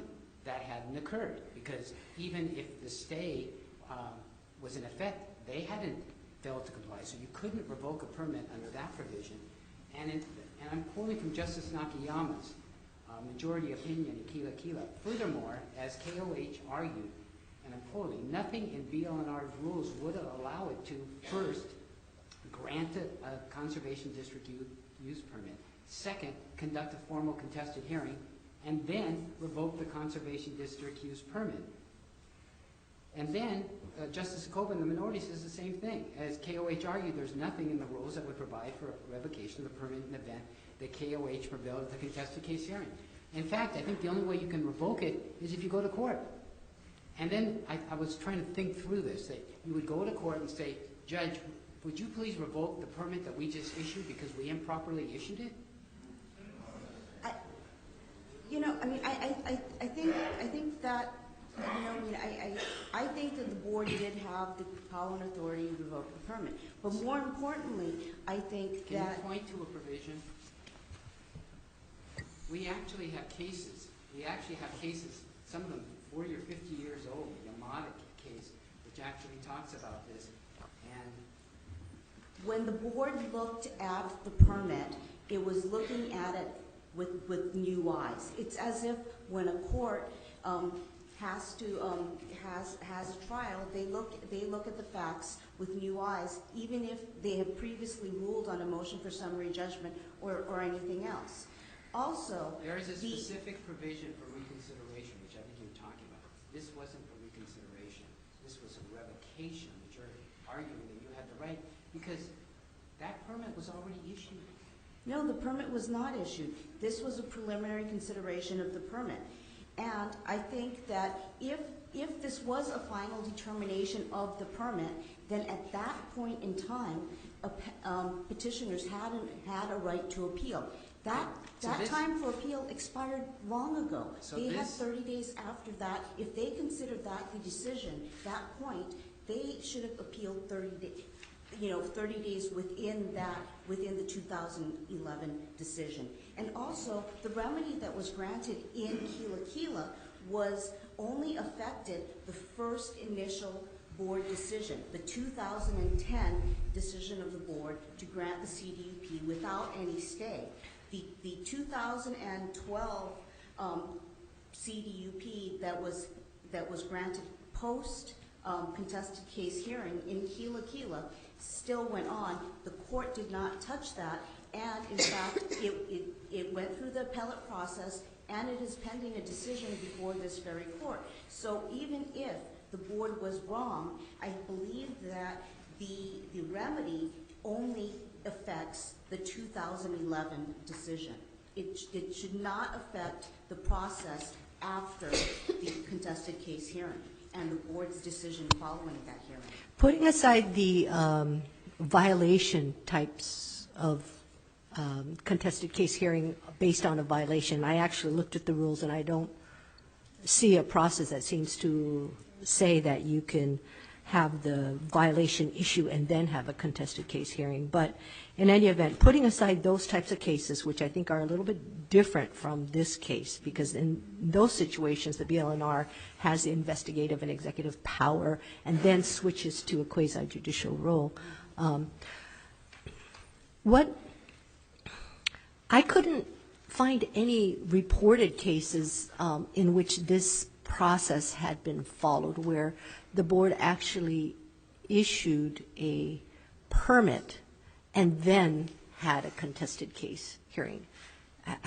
And that's why I'm asking, when did the board start adopting this process? That's not what the board did in Morimoto, right? I can't recall. I'm sorry, Your Honor. Okay.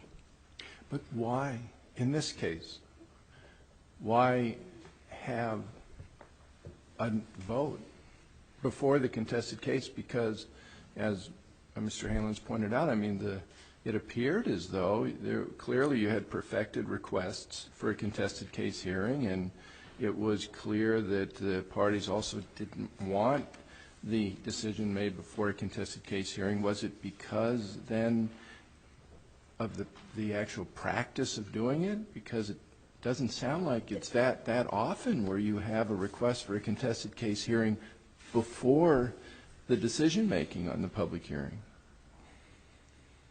I think there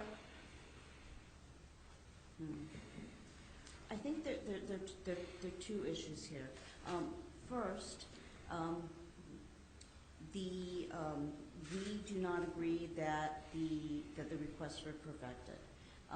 Second, but you just heard the rule from Justice Pollack. An oral or written request for a contested case hearing must be made to the board no later than the close of the board meeting.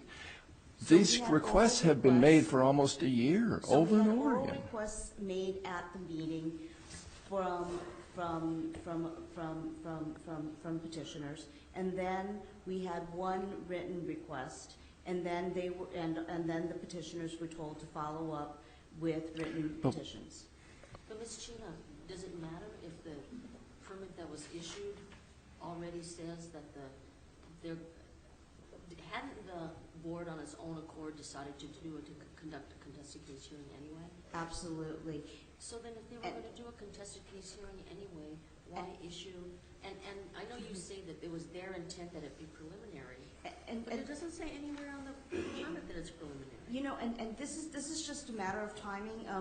When this case came to this court, in actuality, the Kila case and this 30-meter telescope case, they were decided they came before the board within a matter of months.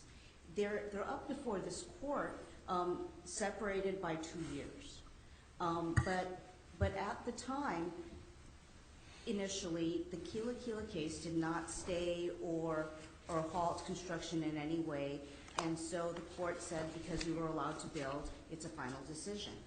A few months right after that, the court decided, the board decided, no, we don't want that. We don't want UH to construct or build while we're having a contested case, and we want to have a contested case on this.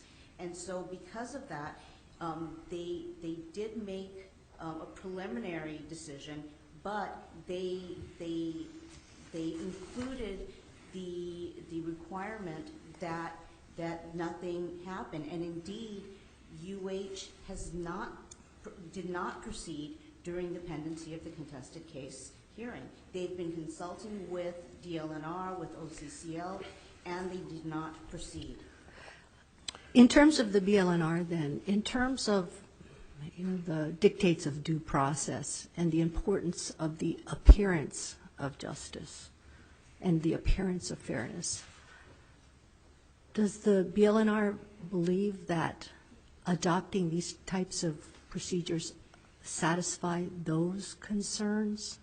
In other words, in terms of the issues, I hear one of the reasons being raised is that, well, if we issue the permit with the conditions, then people know what they're contesting.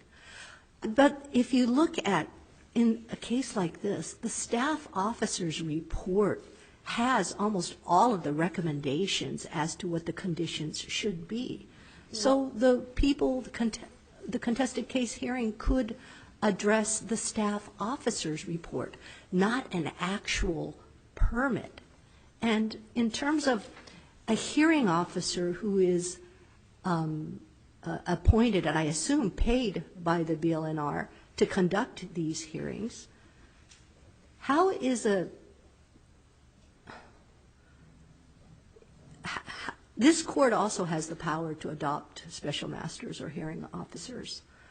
Should this court, do you think it would satisfy due process for this court to say, this is the judgment, this is the decision that we want, now go conduct a hearing? That is not what happened. Two things.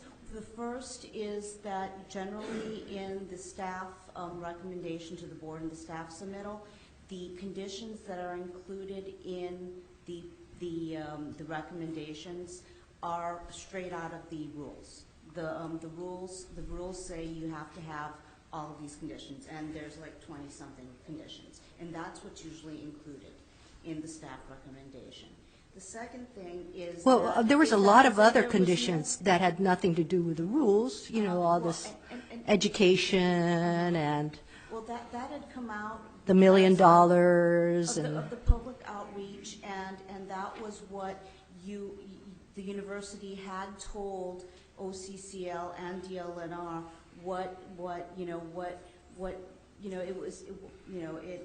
it's in order to include as part of the recommendation. What else? Do you think that the process that the BLNR followed here furthers public confidence in the system? Yes, I do. I ask folks, please don't respond if you can verbally so that the lawyer can focus on the questions and her answers. Thank you so much. I really think they do. I mean, I think that just as a court goes into its decisions without having said, I prejudge this, and without any evidence that this matter was prejudged, I believe that the board, there is no... What do you mean there's no evidence of prejudge? They voted on it. They granted the permit. Well, the court makes decisions too, and what if it's remanded back to the same circuit court? They've made a decision. Have they prejudged? Is it always to be, the presumption of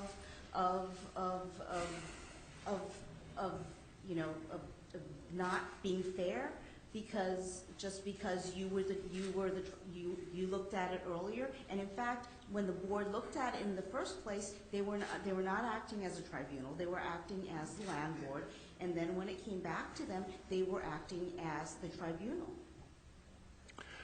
Ms. Gina, if I might switch to another topic for a moment. Justice Wilson, can I just follow up on that point? Your position is the board acted in different capacities at the public decision-making hearing versus what it did after the contested case hearing?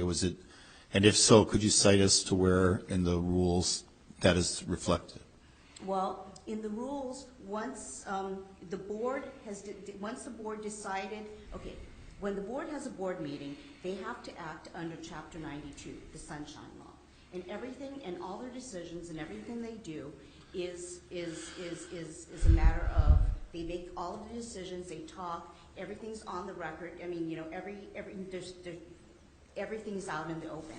Once they decide to hold a contested case hearing, and it is put into contested case land, then it is decided under Chapter 91. Chapter 91 has its own entirely separate set of rules and requirements, and their decision making in the contested case was complete, you know, was done pursuant to the requirements of Chapter 91. You know, the problem with that argument, it's a very interesting argument and probably would have some persuasive weight, except for the fact that they issued the permit. And not only that, if there hadn't been a contested case hearing or nobody had satisfied the standing, you would have this document and you would have this permit that you argue would have been done under Chapter the Sunshine Law and not under Chapter 91. I mean, the document can't change based upon the fact whether there's a challenge. This is a permit. It was issued. Yes, but it was a preliminary permit, and I think UH understood that it was a preliminary permit. The state, the BLNR, understood that it was a preliminary permit. You know, Nobody at least 4 acted times on that. And in fact, the parties, the other petitioners, acted as if it was a preliminary permit. At no time did they seek injunctive relief to stop the construction of the telescope or from proceeding any further. Everybody, all parties, saw it as a preliminary matter. So, Ms. Gina, if I could ask you about the conclusion that the TMT does not cause a substantial adverse effect on cultural resources, and get back to the question I had asked earlier about the way in which this was determined. Again, in the final EIS, the explanation is that from a cumulative perspective, the impact of past, present, and the project, together with other reasonably foreseeable future actions on cultural resources, is substantial, significant, and adverse. From a cumulative perspective, it says. It's significant, substantial, and adverse. But then it goes on to say that, in general, the project will add a limited increment to the level of cumulative impact, but would not tip the balance of any specific cumulative impact from a less than significant level to a significant level. And that's endorsed in the decision of the Land Board as well. So could you help me? How did this balance take place? What was it that led to the conclusion that the balance wasn't enough to mean that the telescope had a significant adverse effect on the cultural resources? Okay. The language that you cited is from the FEIS. The FEIS is not mandatory. I just started off with that so that I could show you where it came from, but it was actually in the board's decision. They go along with the incremental degradation analysis. I believe it was because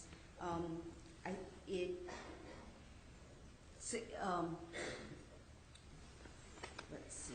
To start off with, the 8 criteria by which the Land Board considers. Well, I'm focusing on criteria 4. Yeah, right. But all of the criteria it's a discretionary board permit. It's not mandatory, and so what the board did is it looked at what was presented in the evidence, and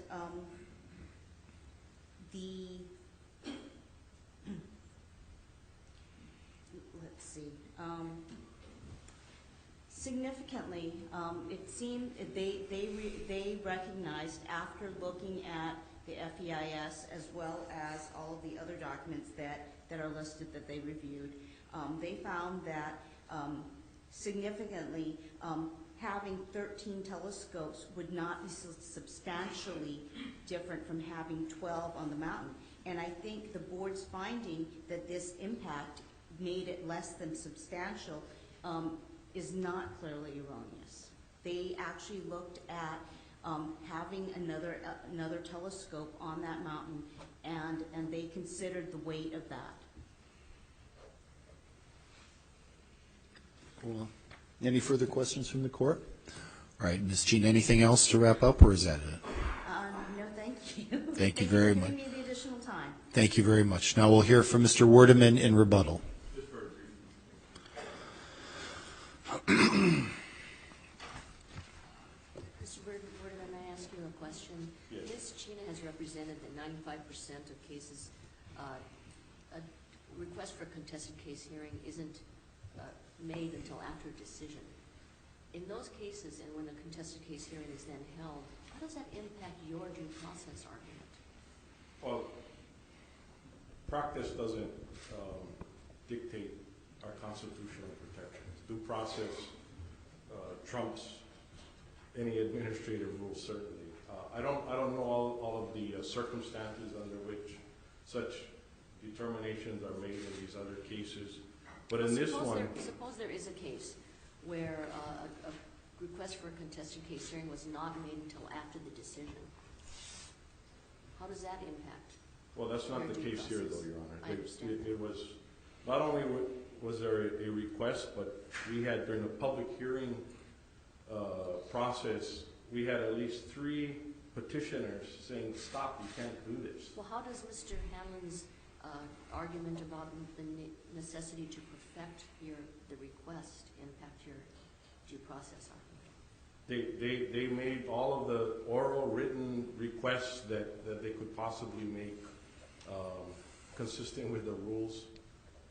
They even objected to the decision even being made by the BLNR to issue the permit. I don't know of anything further that the petitioners could have done in this case. There was a party who made the oral request and also, or 2 written requests, or a written request and an oral request?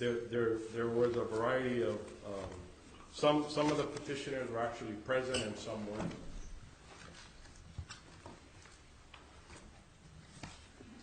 I think, and Justice Pollack has quoted 13-129.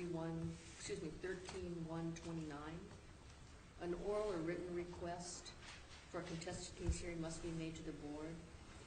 And then an agency or person so requesting a contested case must also file a written request. So a party did follow those 2 steps before the decision making. Yes, there were parties that met all of those requirements.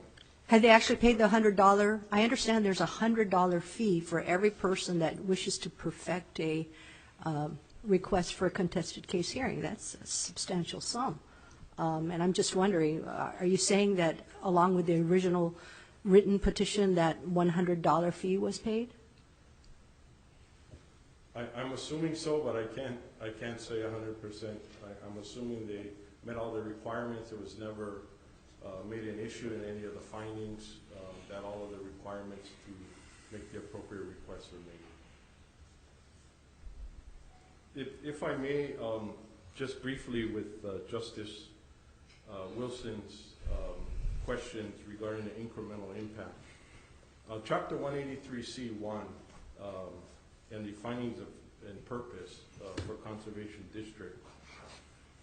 The legislature finds that lands within the state land use conservation district contain important natural resources essential to the preservation of the state's fragile natural ecosystems, sustainability of the state's water supply.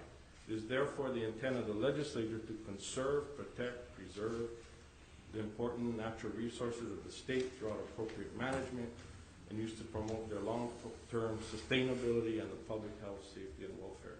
It doesn't say in any of these provisions that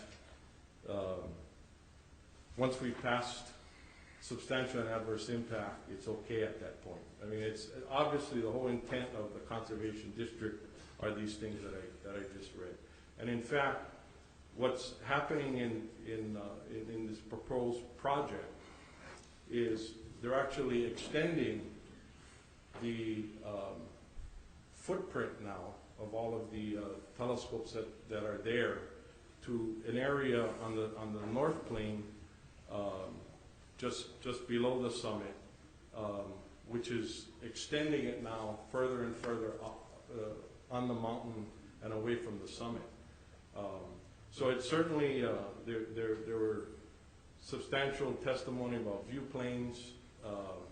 There is also the sighting of the largest number of archaeological sites being near that area. And so this whole idea of incremental Well, let me ask you about the incremental degradation, if I could.